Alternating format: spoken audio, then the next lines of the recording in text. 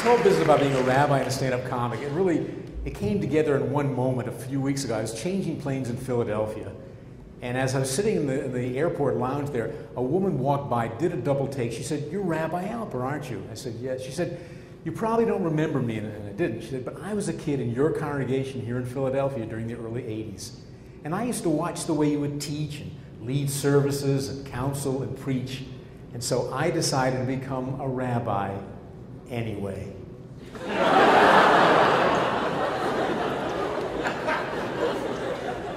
A bit about myself, as I mentioned, I'm 66.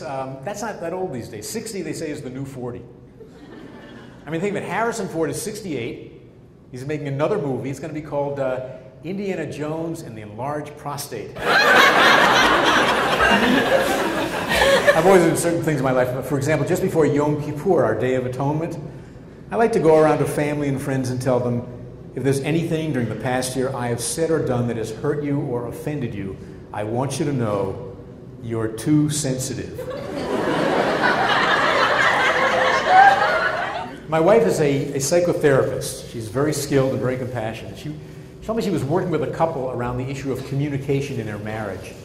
At a certain point, she said to the wife, for example, let me ask you, how do you express when you want to have sex? The woman said, well, I say, sweetheart, I'm going upstairs now, and I'm going to take a really hot shower. Her husband said, that's what you've been telling me? All these years, I thought you meant I shouldn't run the dishwasher. She and I were blessed with what we like to call an all-American family. We had a boy, a girl, and a vasectomy, one of each. And I know you're not supposed to favor one over the other. But around the time our kids became teenagers, I grew kind of partial to the vasectomy.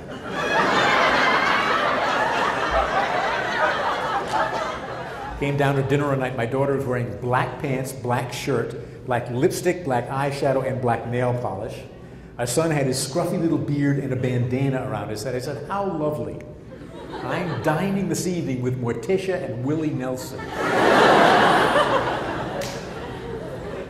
Of course, the Bible has something to say about kids that age. According to one of the commentaries, the reason Abraham was about to sacrifice Isaac at the age of 12 and not 13 is because at 13, it wouldn't have been a sacrifice.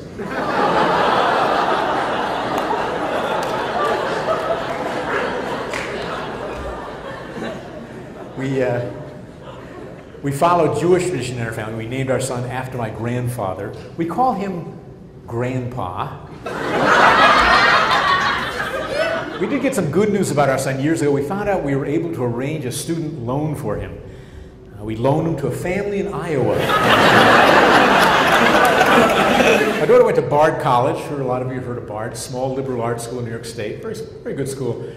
During the last couple of years of Bard, she had a boyfriend that my wife and I really liked. He was a nice kid, treated her very well, which was the most important thing, bright kid. We always referred to him as her Christian suitor. And the reason we called him her Christian suitor is because his name was Christian Suitor. You can't make that up. I mean, at Bard, she majored in modern dance. I can recall sitting at graduation years ago thinking, let's see, my wife and I spent $150,000 so that our daughter could do this.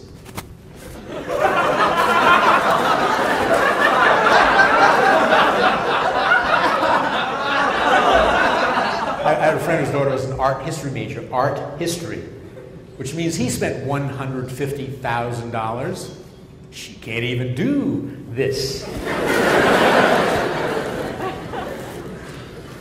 And I used to compare notes with a friend of mine. When his daughter was 14, she changed her name. Leslie called the family's answering machine while visiting a friend out of town and left a message, "Hi, Mom and Dad, it's Skylark.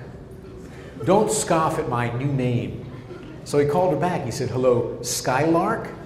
It's your parents, Bucky and Luella." We have some little kids in our family. My niece has a 4-year-old. We were at a restaurant. He had to go to the bathroom. So I took him. He went into the stall, and I was out there by the sink. And apparently they had one of those electric toilets with a blinking red light. Because at a certain point I heard him say, "You know, Uncle Bob, These things take your picture.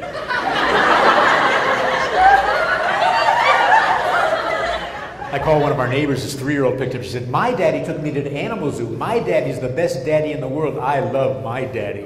On the phone, I said, Carl, enjoy her while she's stupid. Thank you very much.